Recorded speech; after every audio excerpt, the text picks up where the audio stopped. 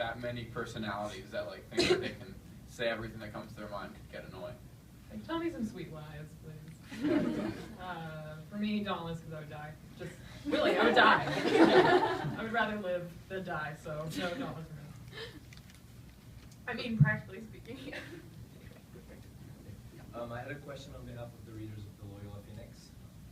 They wanted to know what y'all do, what y'all enjoy doing during your downtime when you're shooting here in Chicago. Like, what Chicago activities or places did y'all enjoy? You guys should take this because I didn't really get to see Chicago. We saw some Bulls games. I went to a Blackhawks game. I didn't get to go to the Bulls game. Shit. And I'm the biggest basketball fan here. Yeah, that's true. With the Blackhawks. But we did the Blackhawks. We saw, the Stanley Cup. We got to see the Rolling Stones. Oh yeah, we got to see the Rolling Stones. I did twice. And Erica Badu. And Erica Badu, yeah. That was great. And nearly James Blake. And almost Fleetwood Mac, but that did not either. I went to the Museum and Art Institute. That was amazing. Really, it's cool seeing those. Like, yeah, it's good. Me and Christian kind of woke up where I think it was like one of the towards the end, and we were feeling worse for wear, should we say, from the night before, and we wandered, the two of us, just like, and it started raining, and but we couldn't really, because we had not exactly a great mental state. We carried on walking. We ended up being at the museum and then the aquarium. It's like two dudes just walking around with zombies. They're fish, man. Yeah.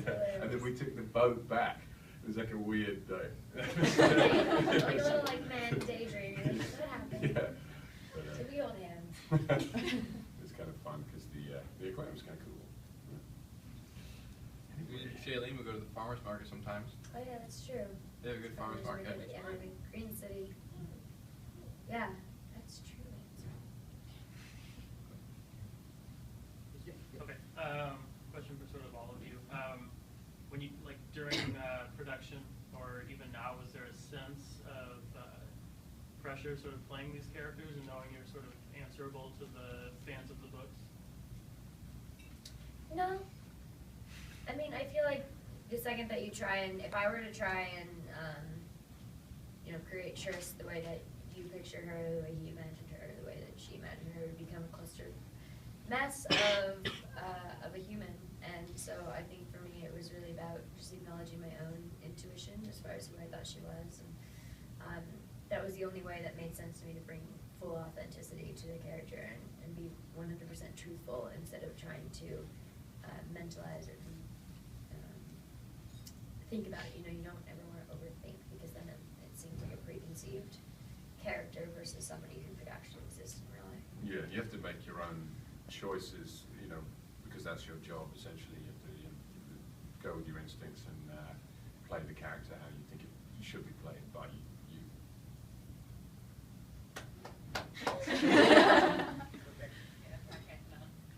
You guys did a lot of green screen work. What was it like seeing the effects kind of filled in, because they were amazing and the Chicago that they designed was amazing. So when you first saw that, what was it like to see that filled in?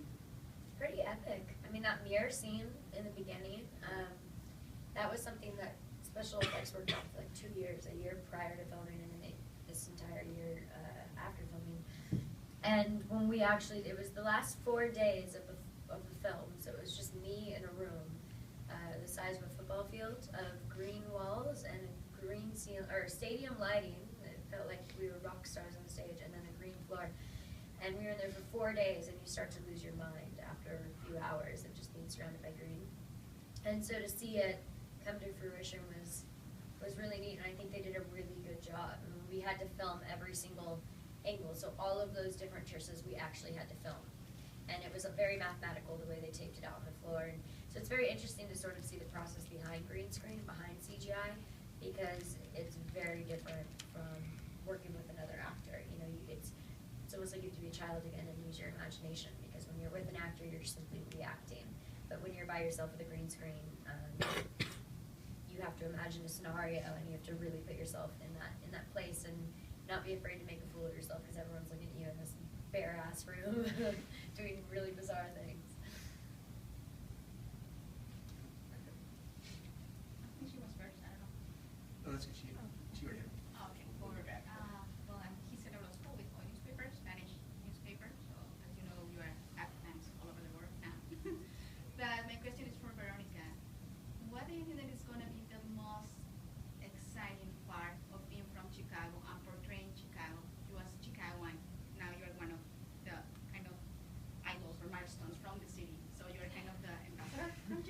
Oh, I don't know. I mean, I feel like if they voted for someone to represent them, it wouldn't be me. But I mean, I love it here. And when I first saw the movie, the first big shot of the Sears Tower it's the Sears Tower, yes. Yeah. Okay. When they first showed it, I just started to get emotional because this is my home, and I mean, certainly being on set and seeing how many jobs were created in this area, and just how much pride they're all taking in their work. I mean, I'm getting like a little. It was really wonderful. So I love it here, and I'm so glad that they shot it here. I know it's hard to shoot things here, so it might not continue, but it's really wonderful to see the city as the city. You know, because we've had movies shot here before, but they were never set in Chicago. So to see it featured and all of its like beautiful landmarks featured is just like. It's like the new Ferris Bueller, really. Chicago. Chicago. It's me. I'm the new Ferris Bueller. No, I don't know. Yeah, I don't know. Feels so good. Did you guys have any specific favorite parts of the movie, like favorite scenes or things that you just loved seeing brought to life? I love the. When you should take your shirt off. Definitely not. I love the zip line. Me I too. thought that was so cool with that piece of music we were talking about last night. You know, it was just really impressive and yeah, good work, good work. I like the Ferris wheel. I thought that's, you know, it's such an epic scene in the book, and then to actually film it was sort of like a dream in a way. I mean, it's just so weird that we climbed the Navy Pier Ferris wheel for 12 hours. It was just such what an opportunity, you know. But I think that the way that they covered it, I thought it looked beautiful. Yeah, it did look really Just sort of nostalgic, like good moments. I like the scene when they're on their way to the zip line. I guess that whole little section of the movie is awesome. When they're having the fake paintball fight, but not with paintballs, things that really hurt. Like, because it's the first time you see Four like kick Eric's ass, and you hate Eric so much to the point, and you finally see him like get taken down a little bit, and like Four like shoots him a bunch of times, and you're like, yeah. Sorry. Those are good examples. I'm trying to think of a different one. For me, I mean, the big emotional scenes are important. And since they were so well acted, it's very good. I also love the Fear landscapes. Especially Forest Fears. Especially when the box is closing. That was hilarious. It was a really good line, I think. It's like, take your time, I'm just speed rushing. Yeah, it's great. My question is for Theo. I'm from Divergent.com. With being from the UK, how was it with using the American accent? Was it easy or was it hard trying to attain that? What I found with kind of accents generally is that it's all about the work. You can't wing it to make it feel as genuine. You know, you do have to do the work. And so I'd stay in accent when I was on set really, and it kind of bled into the evenings as well. So I just kind of became him in a weird way. But also I find with the voice, you know, for example, being in accent on set, the voice becomes a big part of the character for me, and how he speaks. And so if I slip out of accent while I'm on set and I hear this English dude, I'm like, what the fuck is that? So it kind of puts me off. So I like to kind of be in the space for as long as possible, so that I don't have to think about it any time. Because obviously, as soon as you're thinking about something as kind of external and mechanical as accent or dialect, then you're not in the scene and you're not present with the person. So yeah. Yeah, it's true.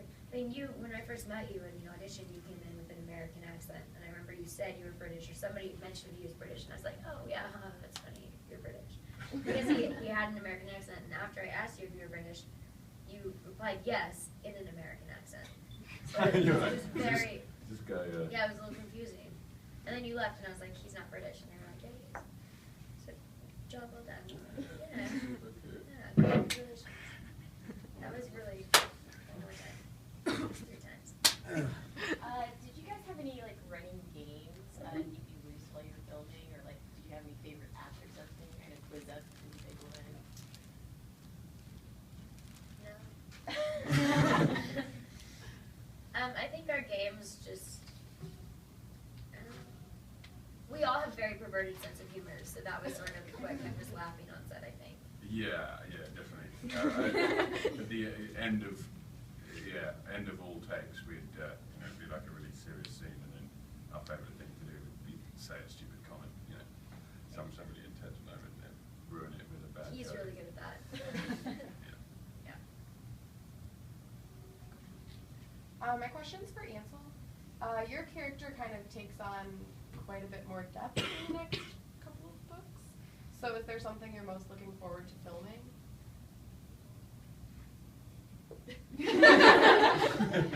Well, me and Theo were talking about this last night, just because I didn't get to do any scenes with him yet.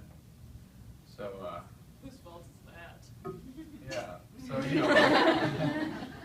and we didn't really get to spend that much time together on the first movie, but like we get along the moments we have together, so we're sort of like that stuff. We're looking forward to like the stuff we do beginning of the next story. So. Everybody, thanks. That's all we can do for now. But thank you guys so much for all your great questions. Thanks for coming out, guys. Thank you very much.